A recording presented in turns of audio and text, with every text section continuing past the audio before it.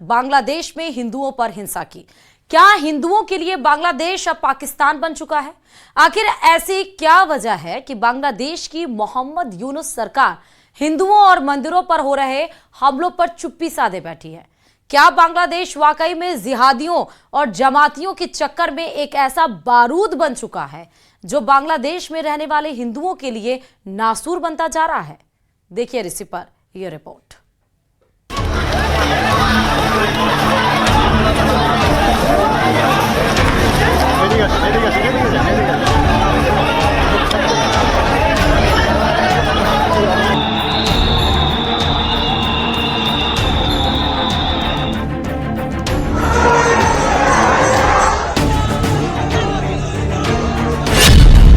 हिंदुओं पर हिंसा, बारूद बना बांग्लादेश।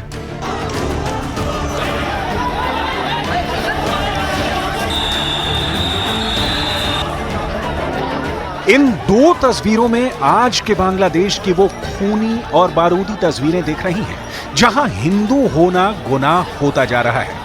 5 अगस्त 2024 को जब से प्रधानमंत्री शेख हसीना का तख्ता पलट हुआ है, तब से आज तक पूरे बांग्लादेश में हिंदुओं और उनके मंदिरों को चुन चुन कर तबाह और बर्बाद किया जा रहा है।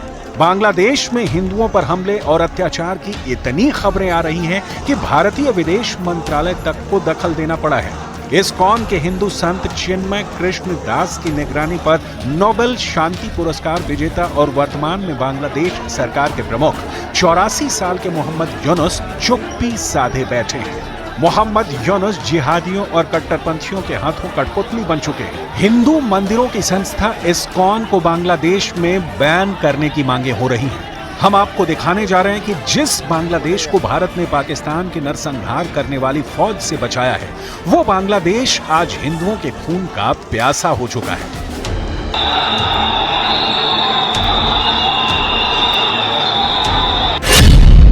इस्कॉन को करो बैन, जमाते इस्लामी की धमकी।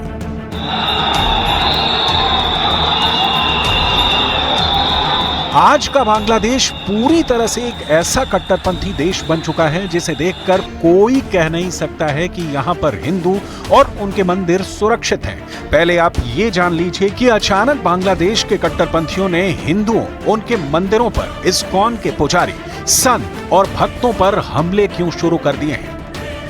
हिंदू समेत दूसरे अल्पसंख्यकों के खिलाफ हाल ही में हुए विरोध प्रदर्शन तब शुरू हुए जब हिंदुओं ने इस्लामिक कट्टरपंथियों की ओर से किए गए संगठित हमलों के जवाब में बड़ी संख्या में शांतिपूर्ण तरीके से विरोध प्रदर्शन शुरू किए।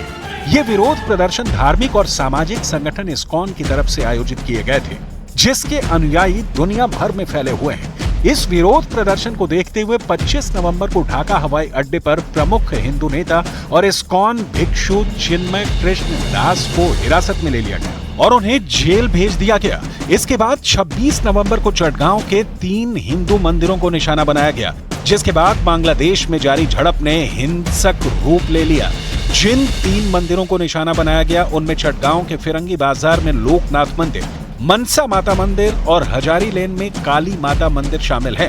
5 अगस्त 2024 को तत्कालीन प्रधानमंत्री शेख हसीना के तख्ता पलट के बाद से हिंदुओं और अल्पसंख्यकों के खिलाफ हिंसा खतरनाक तरीके से हो रही है। बांग्लादेश में जो भी हो रहा है वो अच्छा नहीं हो रहा है, न इस्कॉन के लिए न हिंदू समाज के लिए। तो हमारा तो यही आग्रह है बांग्लादेश सरकार से कि जितनी जल्दी हो सके इस समस्या का समाधान करें।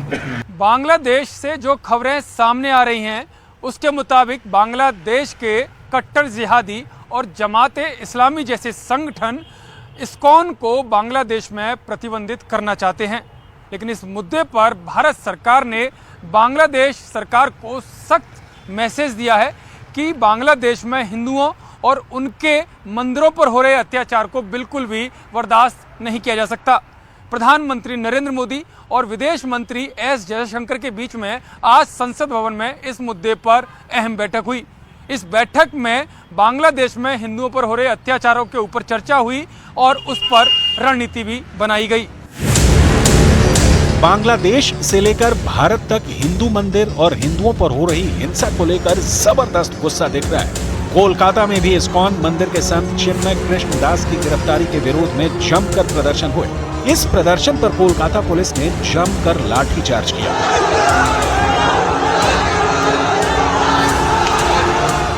इधर बांग्लादेश सरकार के प्रमुख मोहम्मद यूनुस हिंदुओं के खिलाफ चल रहे बवाल को लेकर चुप्पी साधे बैठे हैं। इधर भारत में मौजूद बांग्लादेश की पूर्व प्रधानमंत्री शेख हसीना ने हिंदू हिंसा पर चुप्पी तोड़ी है। हिंदू संत चिन्मय कृष्ण दास की गिरफ्तारी को गलत बताया है।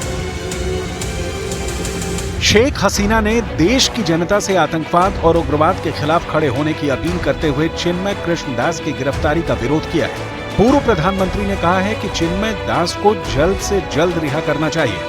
बांग्लादेश की पूर्व प्रधानमंत्री शेख हसीना ने कहा कि सनातन धार्मिक समुदाय के एक शीर्ष नेता को अन्यायपूर्ण तरीके से गिरफ्तार किया गया है। उन्होंने चिन्मय दास को तुरंत रिहा करने की मांग की है। इसके अलावा पूर्व शेख हसीना सरकार के विदेश मंत्री हसन महमूद ने यूनुस सरकार के फैसलों पर सवाल उठाते हुए कहा कि बांग्लादेश में हिंदुओं की स्थिति खतरनाक है। हसन महमूद ने कहा कि कट्टरपंथियों और आतंकी ताकतों को बढ़ावा देना और भारत विरोधी बयानबाजी को बढ़ावा देना यूनुस सरकार की रणनीति है। इसने बांग्लादेश को पूर्ण अराजकता की ओर धकेल दिया है। हसन महमूद ने साफ कहा कि बांग्लादेश की अंतरिम सरकार लोकतंत्र की जगह भीड़ तंत्र को प्रश्रय दे रही है। 5 अगस्त 2024 के बाद से बांग्लादेश में हिंदुओं पर चुन चुनकर हमले किए जा रहे हैं। कहीं पर हिंदुओं के मंदिरों को निशाना बनाया जा रहा है तो कहीं पर हिंदुओं को मारा और पीटा जा रहा है। बांग्लादेश के पूर्व विदेश मंत्री हसन महमूद ने खुद स्वीकार किया है कि मौजूदा बांग्लादेश सरकार कट्टरपंथियों और जिहादियों के हाथों की कठपुतली बनकर रह गई है। कुछ खबरों में यह भी दावा किया गया है कि इस्कॉन के हिंदू संत चिन्मय कृष्ण दास की गिरफ्तारी के पीछे जमाते इस्लामी का हाथ है। बांग्लादेश में हिंदुओं के खिलाफ हो रही घटनाओं का भारत में लगातार विरोध किया जा रहा है। इस बीच सूत्रों के हवाले से बड़ी जानकारी सामने आई है कि बांग्लादेश में इस्कॉन के पुजारी चिन्मय कृष्ण दास की गिरफ्तारी के पीछे जमाते इस्लामी बांग्लादेश की साजिश है। बांग्लादेश में बढ़ रही हिंदू एकता से जमाते इस्लामी खासा चिंतित है। जमाते इस्लामी को लग रहा है कि इस्कॉन के तहत हिंदुओं का एकीकरण हो रहा है।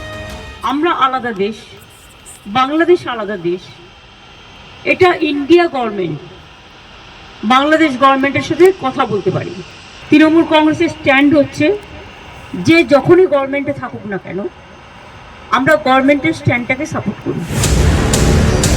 दरअसल चिन्मय कृष्ण दास हिंदुओं के आंदोलन का नेतृत्व कर रहे हैं और उनकी अहम भूमिका के चलते हिंदुओं पर हुए अत्याचार पर दुनिया की नजर बन रही है। बांग्लादेश में हिंदुओं को मिल रहे अंतर्राष्ट्रीय समर्थन से भी जमात नाराज है।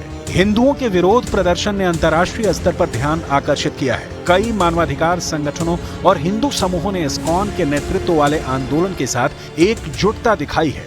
अब देखना होगा कि आने वाले दिनों में भारत सरकार बांग्लादेश से हिंदू हिंसा पर और क्या क्या सख्ती बरतती है।